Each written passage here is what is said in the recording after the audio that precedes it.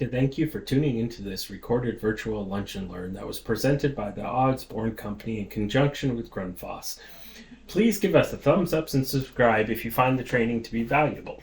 Lynn, I want to thank everyone for joining us today for our 5th installment of our virtual lunch and learn educational series. We've worked closely with Grundfos to develop this relevant seminar. And today's seminar is in designing pressure boosting systems for domestic and reclaimed water systems. Today's presenter is Reese Robinson. He is the Building Services Technical Content Manager for Grundfos. He has been with Grundfos since 1997, has held numerous positions in product engineering, product management, technical training, and has led the inside sales application engineering team. He has been providing training and technical support and marketing for Grundfos on variable speed pumps and package pumping systems for over 21 years. Thank you everyone for attending, and at this time I'm going to turn it over to Reese. Okay. So I'm going to talk about pressure boosters that are used in, package systems that use in boosting and also reclaim systems. I'm not going to go too much into detail of the difference between the two, the boosting and the reclaim. They're both pumping relatively clean water. The reclaim might have little stuff in it. So I'm going to talk about package systems, which we call the Hydro MPC. A Hydro MPC is a package pumping system made up of Grundfos CR pumps and Grundfos controls. So the MPC is an acronym that stands for multi-pump control. The brain of this system is actually what we call the CU352 controller. That's a Grundfos design controller to handle up to 6 parallel connected pumps. So our standard systems are equipped and capable of controlling up to 6 parallel connected pumps. Once this system is assembled, it's factory tested as a complete system to ensure all the pumps, motors, drives, controls, and accessories function correctly prior to shipment. These package systems, Hydro MPCs, have the following approvals. We are approved as a package pumping system, category 38 PK with UL and CUL listed. And then also in terms of water quality, we're approved as package systems for NSF ANSI 61 and also NSF ANSI 372. So we meet most water quality standards for low lead and pumping clean water that's not harmful to human consumption. The heart of these systems is actually the CR vertical multi-stage pump. Here's a flow range. The small to medium-sized pumps, we go from CR1 to CR64. These go up to about 450 gallons a minute per pump. And then we have our extra large size range that goes from the CR95 to the CR155. So these go up to a max flow of 1,080 GPM per pump. That means that we can build skids, 6 pump systems that go over 6,000 GPM total flow. So our flow range is quite substantial. And here you can see our heads go up to 1,000 feet of head. So we're capable of a pretty good delivery pressure as well. And then on a pump efficiency standpoint, you can see we're 80s on these larger pumps going out to 800, 900 GPM. Some of the benefits of this style of pump: a lot of people are used to end suction, split case, frame mounted, those kind of pumps. Some of the advantage of the CR pump is that it's space saving because it's a vertical multi-stage, so it's inline. So it takes up basically 1/4 of the floor space of a traditional frame mounted pump. The suction discharge ports are on the same line. The bearings in the pump are water lubricated or liquid lubricated. So there's no ball bearings in there that need maintenance. There's no ball bearings that will make additional noise when the pump is out of alignment. So they're low noise and low maintenance. And because of the low inertia of these pumps, there is no shaft deflection or anything like that. So that may also be a contributor to noise. This goes to good reliability, of course, and they're high efficient pumps. And then the serviceability of these, the rotating assembly in a pump, these are multi-stage pumps. So they will have anywhere from 1 to, some of our pumps have over 20 impellers in them. The entire rotating assembly inside the can, for lack of better words, we call it the sleeve, that entire unit can be removed from the pump and replaced as an entire rotating assembly unit. We call that the stack. And then also the shaft seal, that's the most common thing to be replaced in a pump, is the shaft seal. So we make that into a single piece cartridge. So the shaft seal, we have basically only 4 seal sizes that cover over 13 pump sizes. You know, there's a 12 millimeter, a 16, a 22, and a 30 millimeter. Which is really nice because in terms of stock, you only need 4 sizes. And if you're selling water systems, standard rubber and silicon carbide materials are good. The benefit with these is that it's a single piece seal, so it's not a component seal. So it goes in and out without working with little parts of the seal. That's great because you can't touch it with oily hands, so you're not gonna, you know, have a seal leak, because if you have a ceramic on carbon seal, you get oil between those 2 seal faces, it's going to leak when you put it back together. We eliminate that problem. And then when you have a pump that's greater than 10 horsepower, so going from 15 horsepower and higher, we build the pump with a taller motor pedestal. You can see there on the right, the seal can actually be replaced without even touching the motor. So you can see the motor shaft above the seal on the right. That's a 15-minute seal change on a large pump, because you don't even have to disturb the motor to get the seal out. You just have to take the coupling off and the coupling guard and a few screws out of the seal, and it slides out and the new one slides in. So this is a big on-site advantage here to change the mechanical seal, which is the most common thing that wears out on a pump.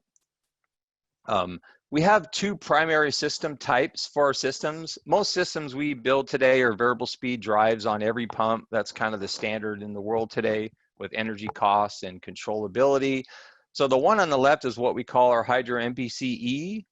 This system has what we call an MLE motor. That is an integrated motor and variable speed drive built into one unit. I'll touch on that in a minute. The one on the right is a Hydro MPC, but it's a CUE. So the CUE is Grundfos's wall mount drive. So the one on the right has drives in the enclosure. The one on the left has drives on the motor. So these are the 2 main system types that we produce. We only do the one on the left up to 30 horsepower. And so when we need pumps that are greater than 30 horsepower, we put the drives in a cabinet in a more traditional way of doing that. And also maybe certain voltages, we don't go as high, like 208 volt 3-phase. We only do that up to 7.5 horsepower. So if you needed a 10 horsepower pump with 208 3-phase, you would get a system like on the right where the drives are in the cabinet. From a control standpoint and sequencing and all that kind of stuff, they're identical in terms of the way the pumps are operated and controlled. Just physically, the drives on the motors on the left, and then they're in a cabinet on the right. And then the type designation is that if you were specifying one or putting in a pump schedule, Hydro MPC, and then you'll see where it says 3CRE95 on the left there, bottom. When there's an E after the R, after CR, that means the motor has got the drive on the motor. So on the right side, you'll see that it's just a 3CR95-1. There's no E after the R. That means the drives are in the cabinet. So the CRE, a little bit more about this pump. What is an E-pump? Well, it's a Grundfos CR pump with what we call the Grundfos MLE motor. What's an MLE motor? It's a variable frequency drive-in motor that are integrated into one unit. So it's what we call a truly integrated VFD and motor, because when Grundfos designed that motor, it was with the drive connected in mind. It's not a off-the-shelf motor that you can buy and then hook anybody's drive up to it. It was specifically designed for our pump and then specifically designed to run with that drive. The motor does have Class F insulation with Class B temperature rise, so it falls into the category of a cool running motor. Why would you do this? Why would you integrate a motor and drive? This was done, I think our first ones were built in the early 90s actually, and then the first ones we sold in the US were in 1995. So we've been doing this for a very, very long time. The motor and drive are properly matched, so that eliminates, is it inverter ready, inverter duty? Of course it is, we designed it that way. It can lower installed costs because the drive's already on the motor. You don't have to worry about wall mounting the drive or connecting or special cables or anything like that. There's no special cables between the motor and drive. One of the biggest reasons this is a good idea is that you can reduce the overvoltage to the motor windings from the drive. So one of the biggest reasons you see things like inverter duty motor requirements is that the longer the cable is from the drive to the motor, the higher those peak voltages will be. And then you can have other issues like standing wave problems and things like that. Because the drive is right there off the motor, we have a very good, we're very good at controlling the voltage going to the motor, and there's no peaks in there. So that's a huge benefit. In the commercial sector for HVAC, you'll see a lot of inline pumps coming out now with motor drives mounted on motors. They're all following the lead here in terms of the benefits of doing something like that. So what we have done lately is the technology, permanent magnet technology. Some of you have heard of it, permanent magnets. Some people call it ECM. But technically this motor is a permanent magnet synchronous motor. And we do this up to 15 horsepower at 480 volts. And it meets an efficiency class known as IE5. I'll get on that later, but that's the highest motor efficiency class in the world right now. And we were one of the first to achieve this rating. So what is IE5? Well, in the US, if you look at NEMA guidelines, a NEMA premium motor right now in the US is the highest efficiency level mandated by the Department of Energy and NEMA standards and things like that. So right now in the US, if a state is requiring a certain efficiency, they have requirements on motor efficiencies. For example, state of California will say you've got to have NEMA premium motors as standard according to table 12-12 and the NEMA guidelines, et cetera, et cetera, et cetera. That is IE3. The Grundfos MLE motors are at level IE5. So we've actually passed IE4 level and all the way to IE5 level. Right now, NEMA is talking about the super premium, which is IE4, but that's not yet in print. That's not yet documented in terms of the NEMA standards. So US is a little behind ROW, rest of world right now, in terms of the motor efficiency standards. So the Grundfos MLE motors are the most efficient motor drive combination achievable right now in pretty much the world. And just to give you an idea of what this looks like in terms of conventional versus MLE. So if you look at the bottom one there, the 15 horsepower, if you go across left to right, a TEFC motor, conventional IE3 NEMA premium, that motor has a 91% minimum requirement. So if you buy a NEMA premium motor from any of the major motor manufacturers, you're going to get that at about 91% efficiency, sometimes a little bit more. And then you're going to match that with a wall mount drive. So you're going to connect it to a Allen Bradley or an ABB or a Danfoss or a Yaskawa, whatever drive manufacturer it is. And that drive is going to have probably at best, it'll have a 98% efficiency rating at full load and torque. So if you combine those two efficiencies, your combined motor and drive efficiency is going to be 89.2%. So when you compare that to the Grundfos 15 horsepower permanent magnet synchronous motor, the combined efficiency of that product is 93.2, mainly because of the permanent magnet technology. It's mainly due to that. So you have a 4% efficiency increase just by going to that permanent magnet motor technology. So there's a big advantage right there by utilizing that permanent magnet technology there. And that goes to energy savings and how much money the client is paying for electricity and all those kind of things. Another thing that we did with this is that, bearing currents and bearing damage due to fluting and all these things is a concern in the market. So we took a little extra time to look at this when we designed these permanent magnet motors. And we actually have a patented solution to minimize the capacitance in the motor, which reduces the likelihood of bearing current damage in there. So this limits what we call BVR, bearing voltage ratio. And when we do this, it mitigates bearing currents down to unharmful levels.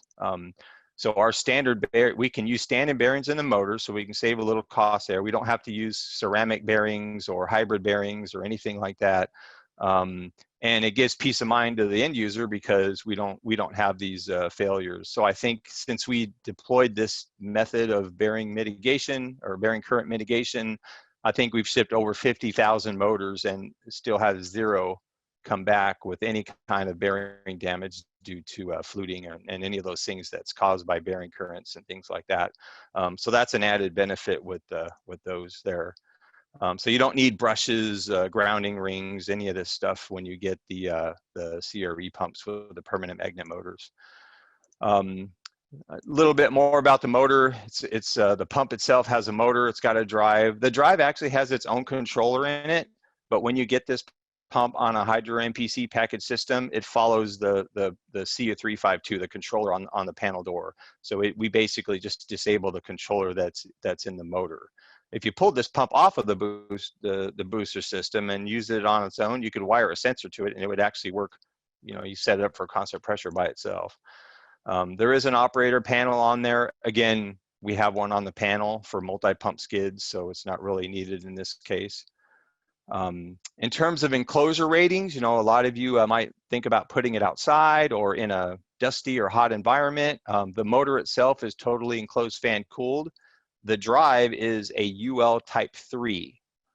So UL type 3, that's good against handling dust and water. TEFC is similar. The overall rating is an IP55, which is really close to a washdown duty. It can accept a direct jet of low pressure water in any direction with no harmful effects. So you're getting a pretty good quality drive-in motor there in terms of protection against water and dust.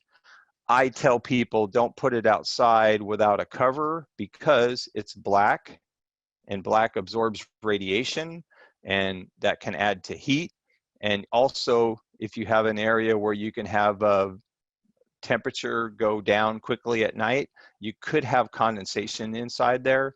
So what I recommend to people installing these systems outside is just put a roof over it. Doesn't have to be air conditioned, doesn't have to be a extravagant pump house, but as a minimum, you want to put a roof over it, kind of the equivalent of a carport, so to speak. Just keep it from direct sunlight and, you know, from as much water as you can. The range on these is we do a little single phase up to 2 horsepower. That's IE5 all the way across. And then we do 3 phase up to 7.5 horsepower to IE5. And then we actually build 3 phase motors up to 30 horsepower. However, the permanent magnet technology only extends to 15. So when you have a Grundfos Hydro MPC that has a 20, 25, or 30 horsepower MLE motors, those are your standard asynchronous NEMA premium level motors there. So not yet on permanent magnet technology there. It's on the drawing board and engineers are working on it. I just can't tell you when it'll be ready. Okay, I'll say January, but I can't tell you what year. In terms of the construction of these systems, the basic construction is the control enclosure itself, the panel. It's either a UL type 3R or a UL type 12. When the drives are on the motors, when it's a CRE pump and we have the integrated drives on the motors, that's going to be a UL type 3R panel. That's good for outdoors, rain, those kind of things. When the drives are in the cabinet, it's UL type 12 because I have to have cooling fan and a louver there to allow the airflow to go in and out of the panel. However, a UL type 12 is a fantastic indoor rating. If you need the enclosure when it has drives in it to be a higher rating, like a 3R or a UL type 4 or 4X, those are available on request. We have a full panel shop capabilities. You've got sensors on the suction and discharge for monitoring inlet conditions and discharge. The manifolds are made of 316 stainless steel, so our headers are actually made of 316. We chose a very good material that can handle a multitude of applications and liquids. Every pump has isolation valves for serviceability. We use ball valves up to 2-inch pumps. We use a nickel-plated brass, NSF approved nickel-plated brass. You can upgrade that to stainless steel for whatever reason. The butterfly valves are a stainless steel disc and stem with an epoxy coated iron body, also an EPDM seat. Those are used for pumps that are 3-inch and bigger on the suction and inlet ports. Every pump will have a check valve. For the little guys, we actually make our own. It's a stainless steel POM composite material. It's a non-slam spring-loaded wafer style check valve. When we go to 2-inch all the way up to 8-inch check valves, it's a valve with a bronze disc, stainless steel spring, and then the body is epoxy coated iron. This is a standard non-slam silent wafer style check valve. One of the brands we use is a Flowmatic 888, so it's an industry standard type valve. If you want everything in stainless steel touching the water, which is possible if you have a few more pennies to spend, we can do those check valves in stainless steel also. The base frame itself is going to be made of 304 stainless steel or a powder coated steel. Once we get to the CR95 pumps and they're bigger and heavier, we will go to a powder coated steel base frame. Smaller than that, we can actually use 304 stainless steel, and that's adequate.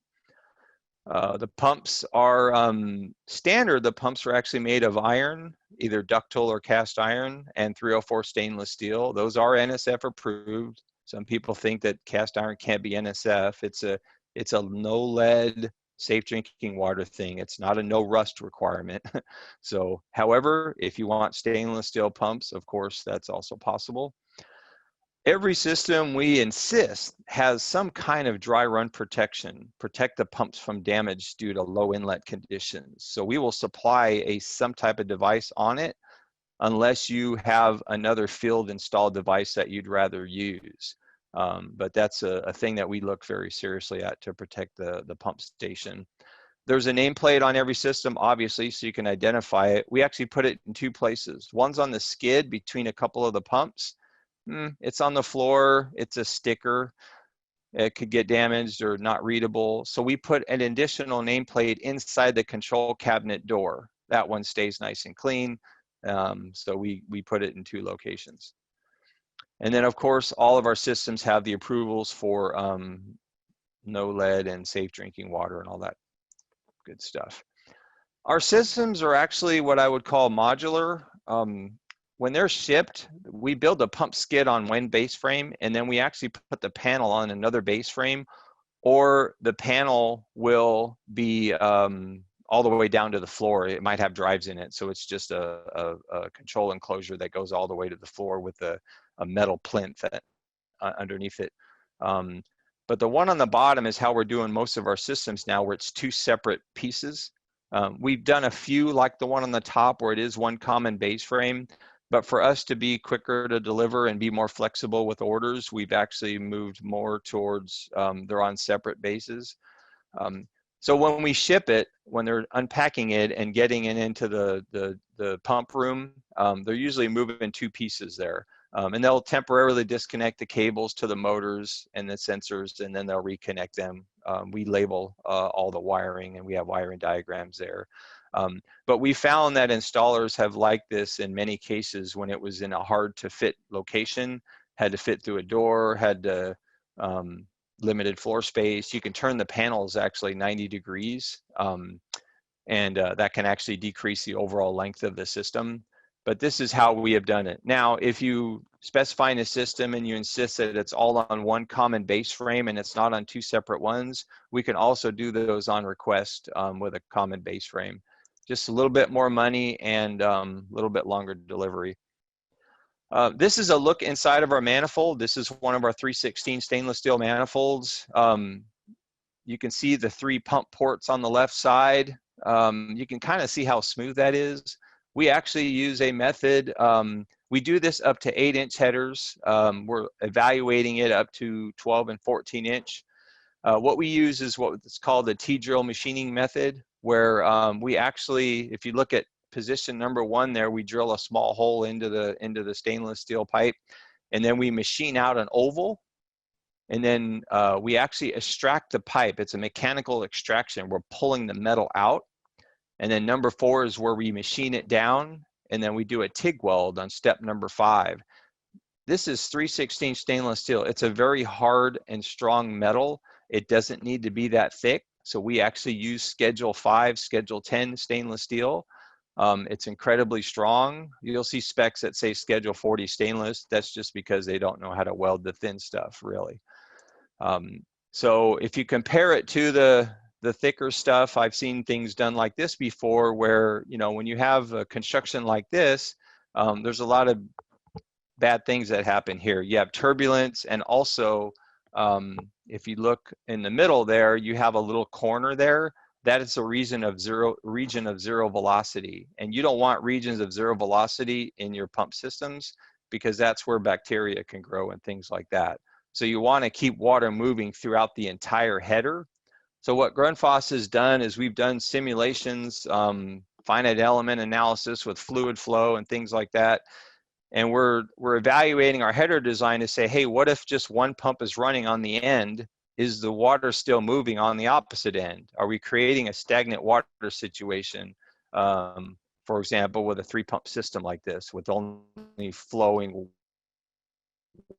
water through one pump? So I know there's some engineers on this call. So if you zoom in on the opposite end where you have a pump off, all these little arrows there with little tails on them, those are called vectors. And vectors have 2 components, a magnitude and a direction. And every vector there that has a tail has a magnitude. It's greater than 0. That told us that the water is still moving all the way on the opposite end, and which is we want to make sure that we have the movement of water throughout the header. That way we're not creating a region of zero velocity and the potential for bacteria growth. So these are some of the extra steps that we take when we designed the headers in those systems. So I'm going to move on to our brain, the CU352 controller. This is our user interface. It's designed for parallel connected pumps. And we have advanced controls, and we can control the Grundfos e-pumps directly with just 3 wires going to each of our MLE motors. We have a commissioning wizard, a startup wizard, so startups run smoothly. It's got like 3 or 24 steps. Where you just hit next and make sure you're configured all your sensors and inlet conditions and things like that. Again, this can control 6 parallel connected pumps.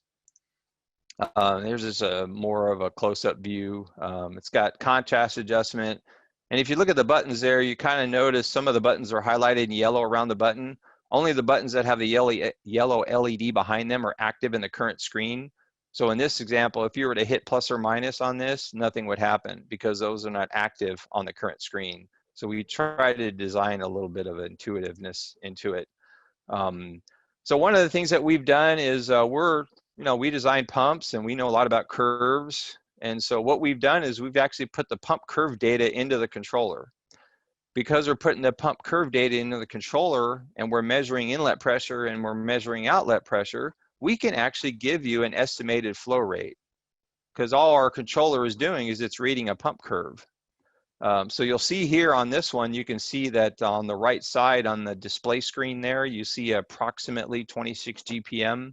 That is our estimated flow because we're measuring inlet pressure and outlet pressure, and we loaded the pump curve into the control. So this is just a little bonus, an added benefit that you have an approximate flow rate of your pumps. Very often people don't want to spend the extra money for a flow sensor. So we've given you the option to have a good ballpark figure of what that flow rate is. And then if you really want an accurate flow depiction on there, we also have the option to say, well, we've got analog inputs on this thing. You can simply wire up a flow sensor and then wire the connector in there that's bringing your 4 to 20 signal in, for example. And voila, you can now have a flow transmitter displayed. So we will take off the approximation sign from your flow rate because we're measuring it. And then we'll put a little FT there for flow transmission. That's telling the users that this has a flow sensor connected to it. And you now have an accurate flow rate displayed on the screen. So you simply installed a flow sensor and then wired it to our control. And we're now utilizing that flow that's coming from the flow sensor. If that added level of accuracy is needed, it's easily done with these systems there.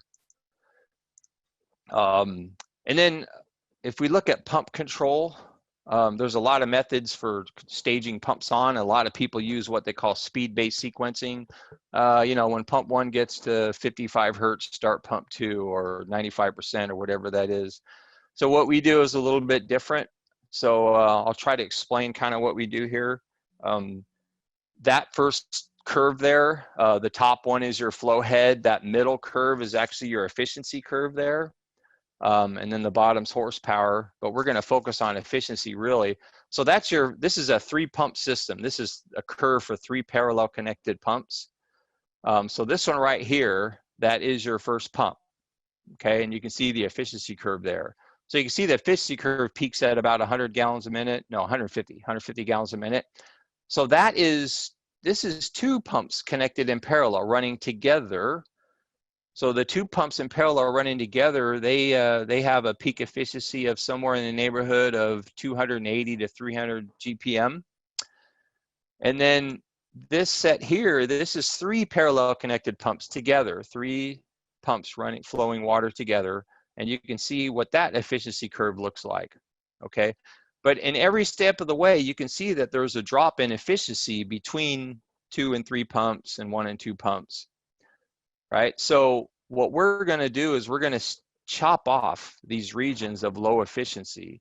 In other words, we're gonna sequence on pump number 2 when the efficiency of pump number 1 gets bad. And then when we have 2 pumps in operation, if they go to the right, we're gonna look at the efficiency of our 2 parallel connected pumps. So when my 2 parallel connected pumps efficiency starts to drop, we're gonna start the 3rd pump. So what we're gonna do is we're gonna chop off regions of low efficiency in this. So if you look at this curve with a composite efficiency curve bringing in the control, it's gonna look like this, where we're actually keeping our hydraulic efficiency high, starting at about 100 gallons per minute all the way out to 500 GPM. We're keeping our efficiency there in the mid to high 70s in this case. So we're staging pumps on efficiency rather than speed. So oftentimes we'll start a pump when the speed of the first pump is only at 85%, because we're staging on efficiency, because 80% of the cost of owning a pump station is the electricity it consumes. Therefore, your controls should match that. So I got a call from, this was actually in a heating system, but the concept is exactly the same. I got a call from a gentleman a few months back saying, hey, I've got this triplex and I'm running all 3 pumps, but I told them one's a backup, a redundant pump. So I should only be running 2. And I said, okay, I understand. That's common practice. You know, I need 2 pumps duty and one's a backup. That way, if I lose a pump, I got a backup, no problem. So I said, tell me something. I said, can you see the power consumption of these 3 pumps right now? And he said, yeah. And I said, what is it? He says, 10.8 kilowatts. I said, okay, so whoever's paying the electric bill for this is paying for 10.8 kW, okay? And I said, what's your speed of your pumps? He says, they're all 3 at 82%. I said, okay, you got 3 pumps running at 82%. Your flow is 560 gallons a minute. You're using 10.8 kilowatts. I said, I'll show you how to turn a pump off. So I showed him how to turn one off with a controller, and he turned a pump off. So I said, how many pumps running now? He says, 2. I said, all right, what's their speed? 92%. I said, that's what you want, right? He says, yes, that's what I want. I said, what's your kilowatts? 12. I said, okay, so with 2 pumps running, your electricity consumption went up by 10%. So that's why we do this. We optimize electricity consumption by staging on pumps on efficiency rather than just speed or some arbitrary other factor there. So this is standard in Grundfos Hydro MPC systems. It's going to come from the factory equipped to stage pumps based on efficiency for obvious reasons. And then when you get to pump selection, so even before you get to the starting a system up, when you're evaluating your pump selection, you're looking at, well, let's see, I've got a water system, I've got reclaim, or I've got boosting in a building or municipality. And one of the things that you would like to know at least is how the flow is distributed on that system. Because if you use fixture unit tables out of the plumbing codes and things like that, we all know you're oversizing it right off the bat. So if you have an idea what your flow distribution will be for that building, that's going to help you make a better pump selection. So for example, this is 1 pump versus 3, but you can do this for 2 versus 3 or 3 versus 4. But let's say we needed 400 gallons a minute at 162 feet of head. And we said, well, I can do that with 1 pump. So there's the curve for the 1 pump. And then there's the efficiency curve for that 1 pump. And then this shaded area, that represents your allowable operating region with a VFD, basically. So then you say, okay, maybe I can use a duplex or a triplex. Well, let's look at a triplex instead. So that's pump 1, that's pump 2, and that's pump 3. So with a 3-pump system, I have the same hydraulic coverage. So there's the shade. They have the same hydraulic coverage. They both do the design 400 GPM at 162 feet of head. That is the efficiency curve of pump 1. That's the efficiency curve of pumps 1 and 2 together. And then that's the efficiency curves of pumps 1, 2, and 3 together. So what we notice here is that the efficiency of a single pump at its best efficiency point, nominal, is only 72%. So when you're looking at a pump schedule, not looking at a curve, you're looking at a pump schedule, it says, oh, I got a triplex here, I got 3 pumps at 72% peak efficiency. But on the pump schedule for the 1 bigger pump, oh, well, this thing has a hydraulic efficiency of 78, he's better. Well, yes and no. That pump is only better at 300 gallons a minute, and maybe down to maybe 200, okay? So on the surface, it looks like it has a better hydraulic efficiency, but the table on the left there, that is a typical duty flow for a domestic water booster. And this booster is running at 60 gallons a minute for 10.8 hours a day, or 3,942 hours a year. So where efficiency counts is where the pump's actually operating on a regular basis, or the most of the hours, right? So if we shade in this point here, this is low flow performance below 200 GPM. Which configuration has a higher efficiency? It's no contest. The triplex with the smaller pumps is much better in efficiency at the low flow there. And this assumes variable speed for both pumps. So I'm not just comparing fixed speed versus fixed speed. This assumes a constant pressure variable speed operation with that control curve, that's the dashed line going across at 162 feet of head, constant pressure. So if you look at this, it's 75% of the time your flow is less than 200. And then if you look at 60 gallons a minute in particular, the difference in a hydraulic efficiency is 35 versus 69. That's a huge difference. That's a 34% difference in hydraulic efficiency, where you're running almost over a third of the year, almost half of the year. So when you're making decisions on pump selection and arrangements, number of pumps, try to find out where your low flows are, how many hours you're running at those low flows. Don't look at nominal rating. Don't look at design capacity. You're not going to run there. You're going to spend very little time there.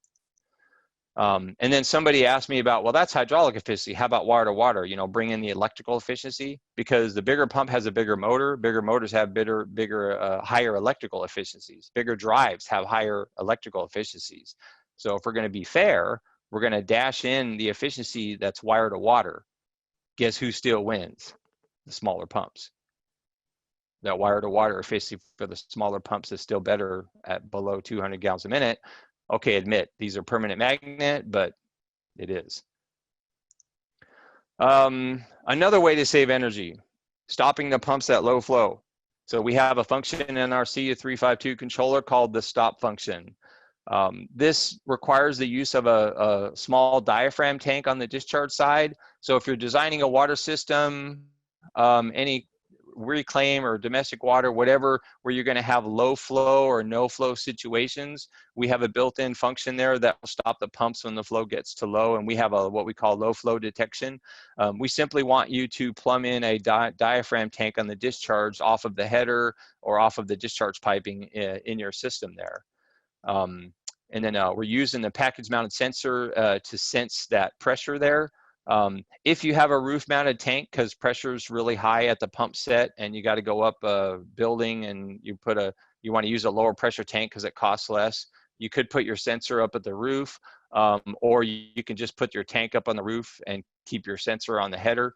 That's also an option as well.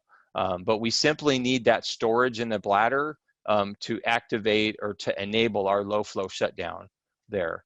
And again, the purpose is to save energy there. So you'll go through and you'll do some settings here, and I won't go into details on this, but this is something that our sales force is well trained in.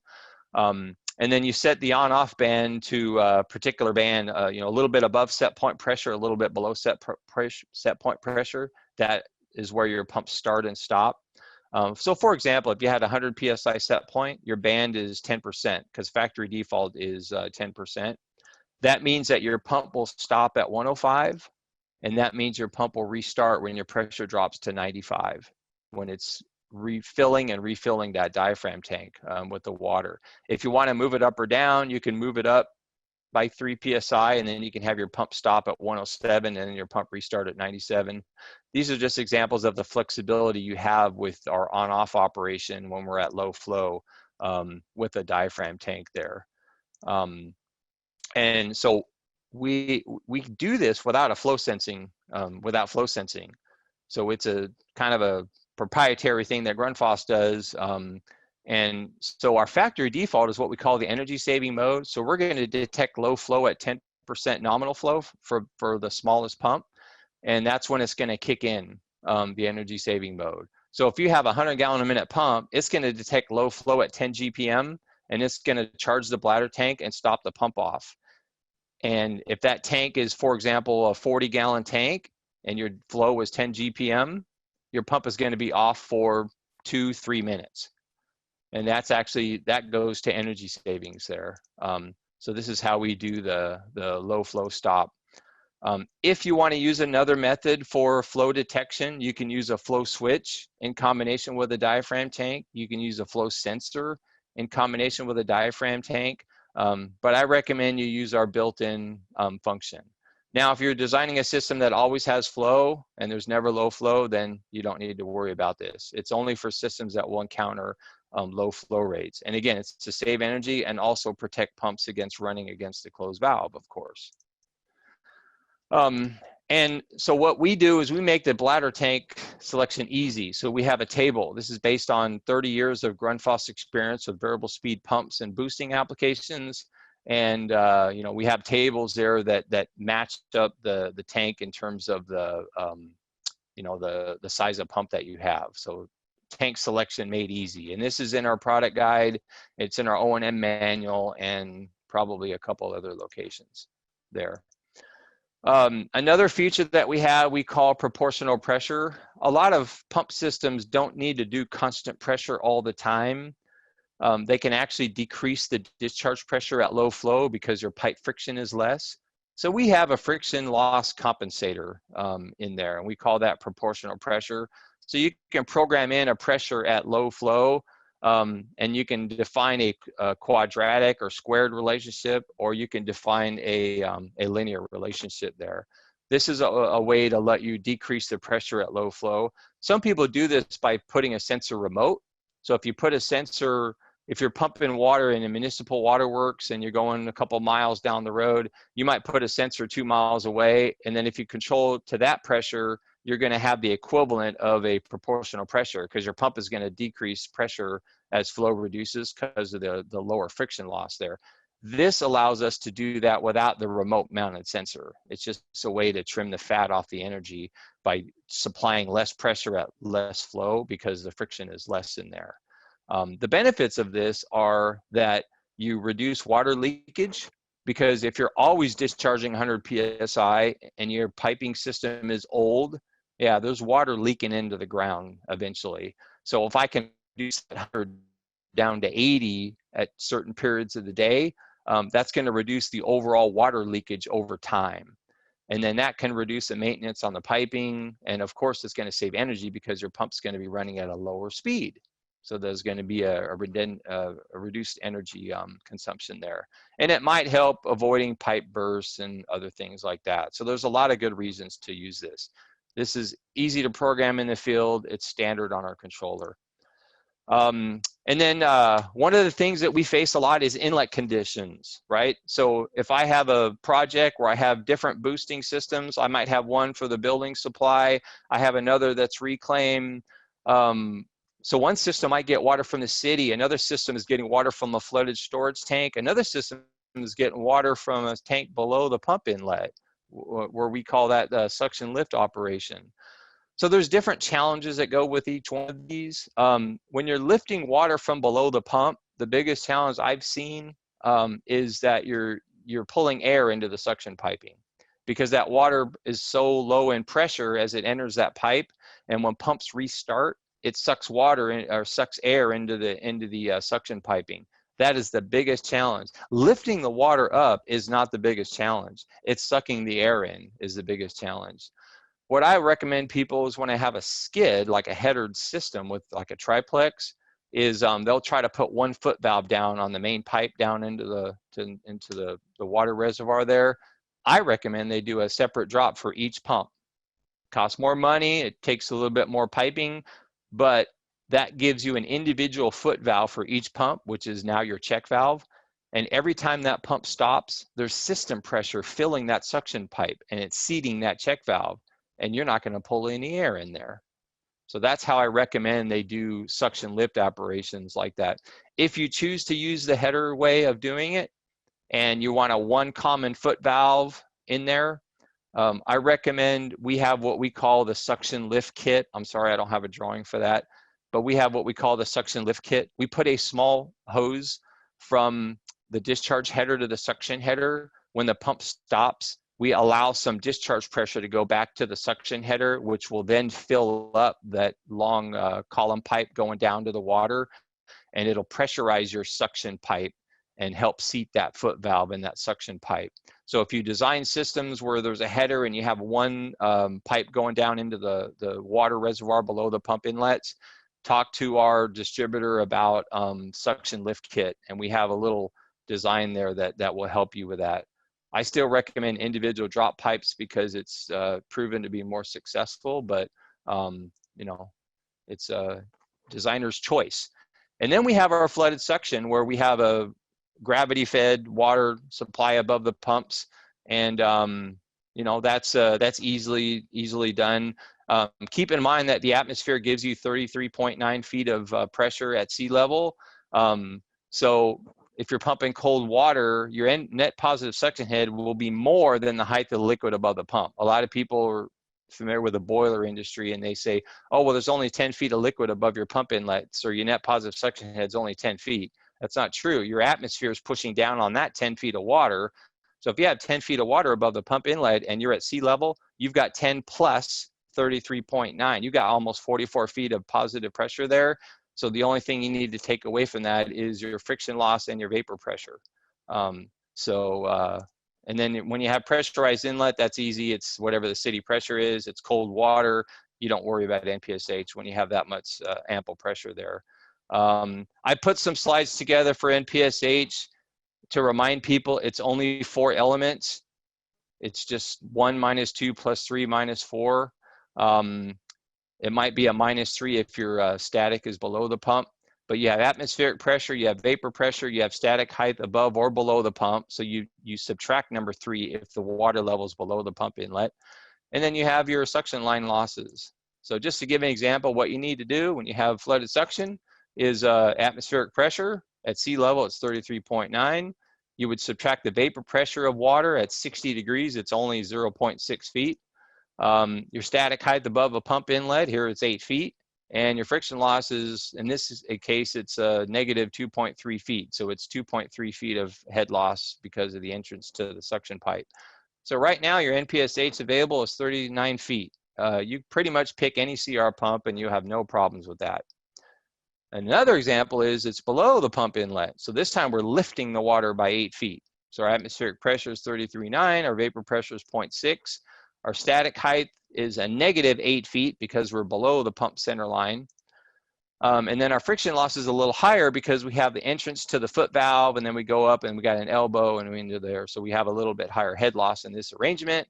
However, our net positive suction head available is still a positive 20 feet. So most CRs you can pick with no problem that will have an NPSH requirement of something less than 20 feet. And again, I'll repeat, the biggest challenge with this arrangement is sucking air into the suction pipe, not lifting the water up 8 feet there. But pretty simple things to consider with that. And then what we do is we give you a package system that has a configurable inlet condition setting. And then so we call it dry running protection. And then we have 3 methods in there. You can use a pressure switch or a level switch. Real simple. When the water goes below a certain level, it stops the pump, or goes below a certain pressure, it stops the pump. When you have city pressure, the best way to do it is measurement from an analog transducer. So that tells you exactly how many PSI your city pressure is. And then we also have an analog tank transducer option. We don't supply the transmitter, but it's supplied in the field, but we have the settings to where you can program in your warning level and then your stop level. So here's an example of what we could do is if you look at the screen on the right, we have a warning level of 20 PSI and then an alarm and stop at 5. So let's say city pressure is giving us 30 or 40. Well, our pump's still going to be safe even if it drops to 20 because the water is cold. So we want a warning when it gets down to 20. And city mandates may say you have to stop a pump at 20 because they don't want to issue boil orders and things like that. So then, but yeah, then you say, okay, I've got the level where I really have to stop the pump because I don't want to damage the pump. And you can set that at 5. So you'll get a warning at 20, the pumps stay on, they don't stop, you know about it, and then you'll get the alarm plus stop at 5 PSI. And then you can have an automatic reset or a manual reset there. You can do the same thing for a tank. You can have a warning at 6 feet, and then you can have alarm and stop at 2 feet if you're pulling water on suction lift or using a flooded storage tank and you're using an analog sensor. So you have a lot of capabilities for water suction monitoring on there. We've got, if you have generator backup power, when the generator kicks in, you can wire a relay to the, or take a wire to our booster and it'll know it's on generator power. So we'll actually limit the number of pumps in operation or limit the power from the pumps. That's a really nice feature to have because we may not be able to use that entire generator power. So you can control the system. You can tell our booster how much power it can get from that generator when you are indeed on backup power. Another option we have is what we call the secondary sensor. So if you have a roof mounted sensor and it fails, we can actually revert back to the header sensor, and the header sensor takes over until your roof sensor is fixed there. So that's another standard thing that we have. For MLE motors, another thing we designed into those permanent magnet motors is rotation detection. So if you have a check valve failure, we actually know about it. If it's a light leak through the check valve and I can still start a pump, you'll get a warning. If it's a substantial check valve leak where if I can't even spin the pump in the right direction or I can snap a shaft, you'll get an alarm and then the pump will not be, it won't try to start that pump. So this is really nice to have as a check valve failure detection. Low system pressure is another thing that we monitor. So if you break a pipe on the discharge and you don't want to flood a building, we'll shut the pumps down when that pressure gets too low. We measure that on the discharge pressure. So that's just a way to prevent, you know, running, and also it keeps your pump on their curve. I know we're getting to the end of this, so I'm going to go a little bit fast on some of these. Since we load the curves into the control, we can keep the pumps on their curves. So if your pump's running off of its curve at any speed, we'll give a warning and we'll say the pump's out of its duty range, and then we'll turn on additional pumps to move the flow back to the left and keep it in the middle of the pump curve. That requires you to have an inlet pressure measurement and a discharge pressure measurement. And then we also have sensor failure detection. So if your sensor fails, you can actually tell the pump how you want it to react. So if I have a sensor failure, my controller doesn't know what to do because he can't read the pressure. You can tell it to turn pumps on like manual mode at 30% speed or 60% speed or something like that. So that's actually another nice thing to have, is you can tell the control how to react if there's a sensor failure. And if you want the pumps to go to max speed, you can tell it to do that. But usually people want the pumps to idle at a reduced speed to do that. If you lose power and you're still using water, what happens? All your pipes in your building are being emptied out because you lost power. Your pump stopped, but people keep still using water. So when the power comes back on, all your pipes are empty. Do you want to run a pump with all your pipes empty? Not so good. A couple things can happen. Number one, your pump can run off its curb because it doesn't have any back pressure on it. But probably more important is that you now have air pockets in your piping. So if you turn a pump on and start moving water and there's pockets of air in the piping that are empty, you can now have substantial water hammer problems there. So what we do is if you enable soft pressure buildup, we will slowly run a pump for a little while to try to put pressure into the piping, like up to 15 PSI. And then once we know we have an adequate amount of water in that pipe, then we'll ramp it up towards set point slowly. So we call this soft pressure buildup. Some other drive manufacturers call it pipe fill mode. So we have this option available to really prevent water hammer. That's the biggest thing that could happen that's bad. Communication, if you need to communicate with your building, we have BACnet, Modbus, Profibus, all kinds of different protocols. So whatever your requirements are, you just specify that, and we'll put the right card in there for the communication. BACnet IP, MSTP, all of these things. So that's usually not a problem for us. We also have a built-in data logger on screen using an Ethernet. So we can actually data log while you're looking at the panel, and it'll capture data according to this schedule. It'll get your estimated flow, your pump speed, your set point, your power consumption, and it'll monitor your inlet pressure. Sometimes this is useful when they have pumps cut out due to low suction, but they don't know what time it happens. So you can set this data log function and get that. If you're using a communication card like BACnet, you really don't need this. This is for when you don't have that communication. It gives you a little bit of a data log capability. And then you can get this data to your PC via a Ethernet cable, and it'll just download a delimited text file, and then you can bring it up into a spreadsheet, and you can see the graph of all the data log points there. I know I went long with little time for questions. Hopefully you all can stay on with that. But that's the end of what I have. Thank you very much, Reese, for the presentation. It was wonderful. Thank you very much for everyone for attending. Have yourself a wonderful afternoon, and we'll talk to you soon.